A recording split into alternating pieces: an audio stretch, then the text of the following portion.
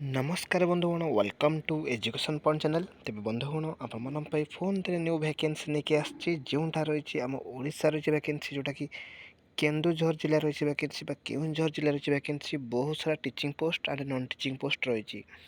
तब देखो रही परमानंद हायर सेकेंडरी स्कूल रही वैकेंसी जोटा कि आनंदपुर रही जोटा केउझर जिला भितर जाऊँगी। तो आप देखिपे टीचिंग पोस्ट बहुत सारा वैकेंसी अच्छी जोटा कि लेक्चर पोस्ट रही जमीक फिजिक्स केमिस्ट्री जूलोजी बटनी के mathematics computer science and English आउ ओडिया सब्जेक्ट रही टीचिंग पोस्ट जोटा कि लेक्चर पोस्ट रही।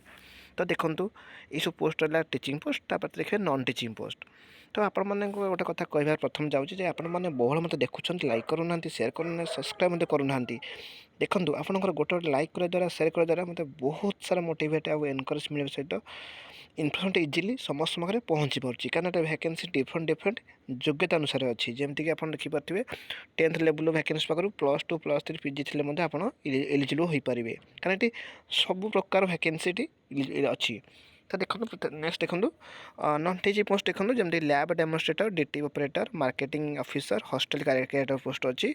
तो देखो ये सब क्वालिफिकेशन आपण मानक गोटे गोटे कहीदेवी तापर आप्लाय प्रोसेस कही रखी। देखो लेक्चर पोस्ट में आप कनसर्न सब्जेक्ट पीजी करेंगे ताहले आप एलिजिबल हो पारे। ठीक अच्छे भलसे बुझंतु। तो देखो जो हायर सेकेंडरी अच्छी तो बीड करते आपको अधिक प्रिफरेन्स मिले कि पीजी थे एलिजिबल हो पारे भलसे बुझंतु। जिते आप जानते हैं हायर सेकेंडरी मैंने सीनियर सेकेंडरी कहे तो ये आप पीजीटी लेवल कहीपर कि लेक्चर पोस्ट अच्छी मैंने पीजी करते आप एलिजिबल हो पारे। बीड थे आपण अधिक प्रिफरेन्स मिले पीजी सहित बीड थे।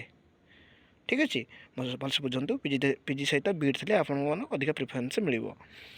किंतु आप नॉन टीचिंग पोस्ट अप्लाई कले लैब डेमोन्स्ट्रेटर जोटा ग्रेजुएशन लेवल होची आप डीटी ऑपरेटर अप्लाई कले तो आपंकर ग्रेजुएशन सहित कंप्यूटर नॉलेज आवश्यकता रही जोटा कि मार्केटिंग ऑफिसर तो सेमती ग्रेजुएशन करेंगे जोटा कि हॉस्टल केयरटेकर तो आप 10th लेवल 10th अधिक पास कर 10th पास अधिक योग्यता थे आप एलिजिबल हो पारे बा 10th पास रु अधिक योग्यता थे आप एलिजिबल हो पारे जोटा कि हॉस्टल केयरटेकर ये सब डिफरेंट डिफरेंट सालारी रही।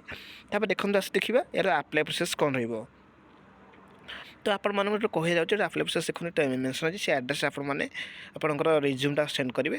तो रिज्यूम पठाइबा समय आपने ठीक भाव में पठेबे जोटा कि जल्दी पठेदेवे कहीं डेट अलरेडी सरीज बहुत कम दिन रही। तो आपने से अनुसार आप्लाय करेंगे।